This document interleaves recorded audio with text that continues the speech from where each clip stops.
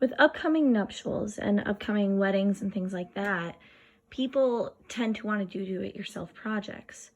So since I have to do a do-it-yourself project for a wedding that I'm a part of, I figured I would show everyone how to do stencils using chalk markers instead of paint, because that is what the bride wishes.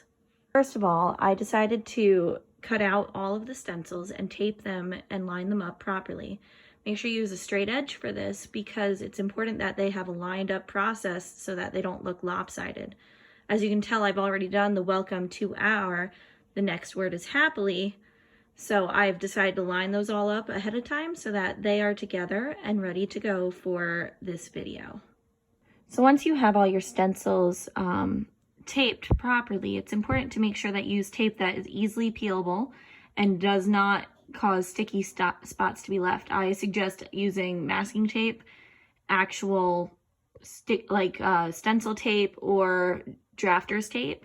You could also use washi tape for this process as well. Once you're happy with all the placements, please make sure that you have the right markers, you have the right utensils. Not using the right thing can cause a world of problems for you. Also make sure as you do each letter, all of the sides are taped down so that the letter doesn't move while you are doing this.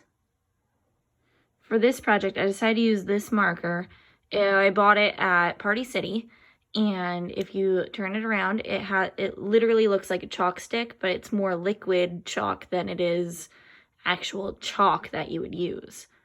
So once you have everything taped up, make sure you properly have that ready to go. Use something that is big like this if you're using big stencils, or you can use a finer tip if you're using finer tip stencils. You can see I've taped down the first letter of the word happily, and it's taped down on all sides so that the stencil does not move as you start drawing or painting or whatever with it. As you can see, I've started already coloring in this stencil. However, it's important that you make sure you cover every surface and that you cover and make sure that every part of it is colored in the way you want.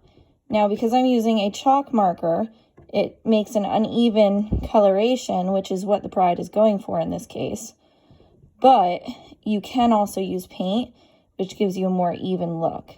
Now, if you use the paint, make sure that you get a paint that's not going to bleed through, and you have to be even more careful than I'm already being with this project.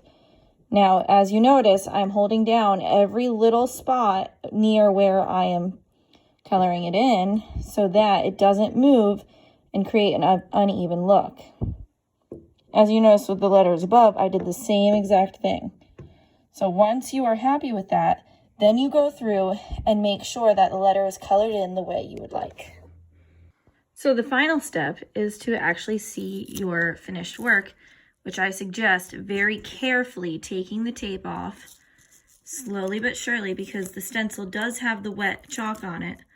You want to make sure it does not cause any issues and smudge your finished work.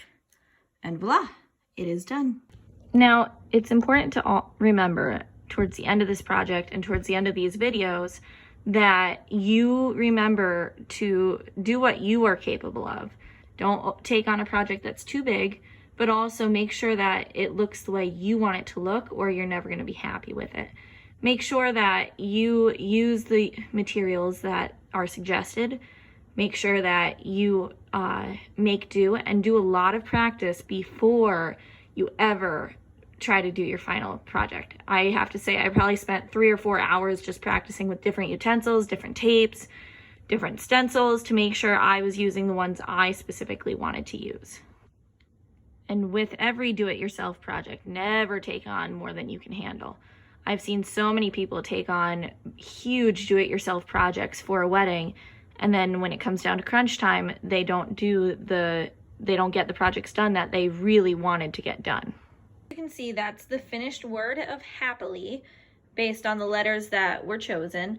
I suggest that you always have fun with the project. Listen to that music. Obviously, I don't have it blasting while I'm making these videos, but I usually blast a bunch of music, usually have something to drink nearby, and just have fun with the whole process. If you don't have fun, you're never going to get it done.